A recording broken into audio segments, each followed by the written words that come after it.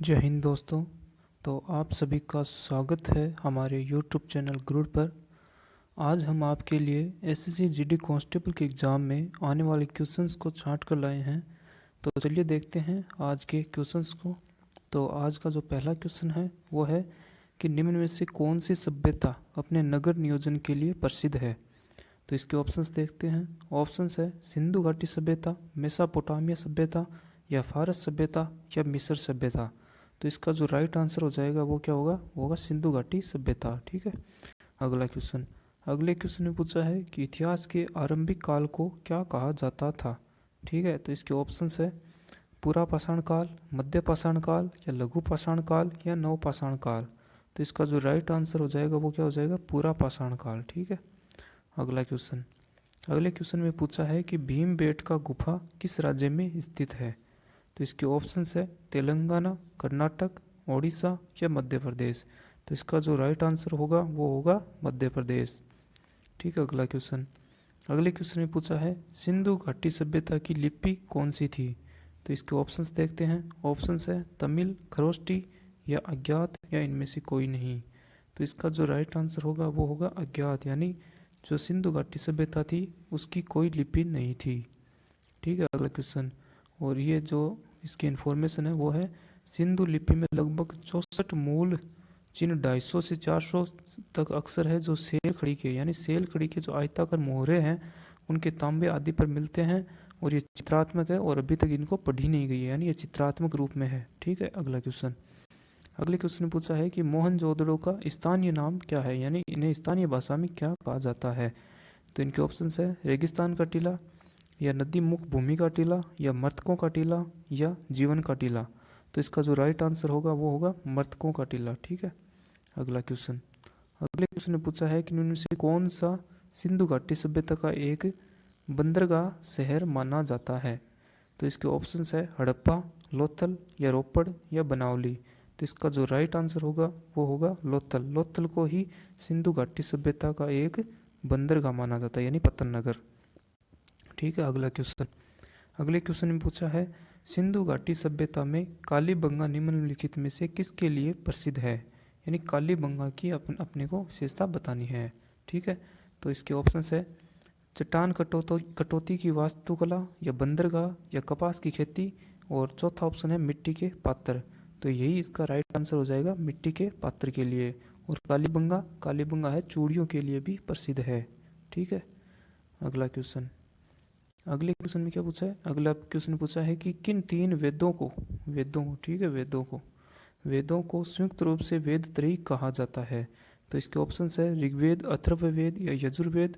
दूसरा ऑप्शन है ऋग्वेद, सामवेद, या अथर्ववेद। और तीसरा ऑप्शन है ऋग्वेद, सामवेद, या यजुर्वेद, या इनमें से कोई नहीं। तो इसका जो राइट आंसर होगा वो क्या होगा, वो होगा ऋग्वेद, सामवेद, और यजुर्वेद। यानी इनमें जो अथर्ववेद है वो नहीं होता है। ठीक है। तो इसमें होता है ऋग्वेद, सामवेद, और यजुर्वेद। ठीक है। अगला क्वेश्चन। अगले क्वेश्चन में पूछा है आरंभिक वैदिक काल में वर्ण व्यवस्था आधारित थी, यानी किस पर आधारित थी वर्ण व्यवस्था, किसमें, वैदिक काल में। तो इसका ऑप्शन है शिक्षा पर, जन्म पर, या व्यवसाय पर, या प्रतिभा पर।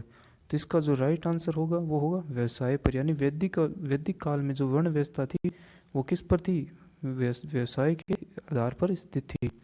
अगला क्वेश्चन है वेद शब्द का अर्थ है, यानी वेद शब्द का मतलब क्या होता है। तो इसके ऑप्शंस है ज्ञान, बुद्धिमत्ता, या कुशलता, या शक्ति। तो इसका जो राइट आंसर होगा वो क्या होगा, वो होगा ज्ञान, यानी वेद शब्द का मतलब होता है ज्ञान। अगला क्वेश्चन। अगले क्वेश्चन में पूछा है आर्य जनजातियों की प्राचीनतम बस्ती कहाँ पर है। तो इसके ऑप्शंस है उत्तर प्रदेश, बंगाल, सप्त सिंधु, या दिल्ली। तो इसका जो राइट आंसर हो जाएगा वो हो जाएगा सप्त सिंधु, यानी जो कि आर्य जनजातियाँ थी उनकी जो प्राचीनतम बस्तियाँ थी वो कहाँ पर थी, सप्त सिंधु के अंदर। ठीक है। अगला क्वेश्चन। अगले क्वेश्चन ने पूछा है वैदिक युग में राजा अपनी जनता से जो कर वसूल करते थे उसे क्या कहते थे। तो इसके ऑप्शंस है बलि, विदत, या वर्मन, या कर। तो इसका जो राइट आंसर हो जाएगा वो क्या होगा, बलि, यानी जो वैदिक युग में जो कर वसूला जाता था उसको कहते थे बलि। अगला क्वेश्चन है प्रसिद्ध गायत्री मंत्र कहाँ से लिया गया है। तो इसके ऑप्शंस है यजुर्वेद, अथर्ववेद, ऋग्वेद, या सामवेद। तो इसका जो राइट आंसर होगा वो होगा ऋग्वेद। ठीक है। जो इसका राइट आंसर हो जाएगा वो क्या हो जाएगा, ऋग्वेद। और सामवेद के अंतर क्या है, मंत्रों का जो उल्लेख है या जादू टोने का है उसका उल्लेख किसके अंदर है, सामवेद के अंदर। ठीक है, अगला क्वेश्चन है बुद्ध किस वंश से संबंधित थे। तो इसके ऑप्शन है मौर्य, शाक्य या कुरु वंश या इनमें से कोई नहीं। तो इसका जो राइट आंसर होगा वो क्या होगा, शाक्य गण के। शाक्य गण के कौन थे, महात्मा बुद्ध कौन कौन से गण के थे, शाक्य गण के। ठीक है, अगला क्वेश्चन है कि कौन सा गौतम बुद्ध से संबंधित नहीं है। तो इसके ऑप्शन है सारनाथ, बोध गया और कुशीनगर और पावापुरी। तो इसका जो राइट आंसर हो जाएगा वो हो जाएगा पावापुरी। पावापुरी किससे संबंधित था, महावीर स्वामी से संबंधित था। ठीक है, महावीर स्वामी से संबंधित थे कौन, ये पावापुरी। ठीक है, अगला क्वेश्चन है सिकंदर के साथ झेलम नदी के तट पर मुकाबला किसने किया था। तो इसका जो ऑप्शन है वो देखते हैं। पहला ऑप्शन है कि एमबी ने या चंद्रगुप्त मौर्य ने या पोरस ने या घनानंद ने। तो इसका जो झेलम का युद्ध है वो कहाँ पर हुआ था, वितस्ता नदी के अंदर या झेलम नदी के किनारे पर हुआ था। तो इसकी जो सामना सिकंदर का जो सामना किया था वो किसने किया था, पोरस ने। पोरस ही उनके सामने लड़ाई की थी। ठीक है, अगले क्वेश्चन में पूछा है कि निम्न में से किस देश में अलिखित संविधान है, यानी लिखित में संविधान नहीं है। तो इसका ऑप्शन है यूएसए या यूके या पाकिस्तान या इंडिया। तो इसका जो राइट आंसर हो जाएगा वो क्या होगा, यूके यानी यूनाइटेड किंगडम है, उसके अंदर अलिखित संविधान है, यानी संविधान को लिखा नहीं गया है।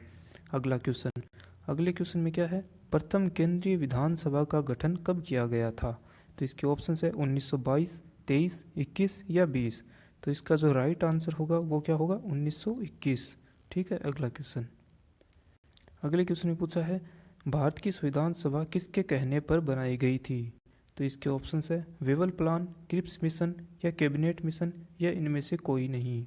तो इसका जो राइट आंसर हो जाएगा वो क्या हो जाएगा, कैबिनेट मिशन। यानी जो भारतीय संविधान सभा थी वो किसके कहने पर बनी थी, ये बनी थी कैबिनेट मिशन के कहने के आधार पर। ठीक है, अगले क्वेश्चन में पूछा है भारतीय संविधान पूर्ण रूप से किस तिथि को लागू हुआ था। यानी भारतीय संविधान है वो पूर्ण रूप से। ठीक है, तो इसका जो ऑप्शन है वो है 15 अगस्त 1950 या 26 जनवरी 1947 या 26 नवंबर 1950 या 26 जनवरी 1950। तो इसका जो राइट आंसर हो जाएगा वो क्या हो जाएगा, 26 जनवरी 1950। ठीक है।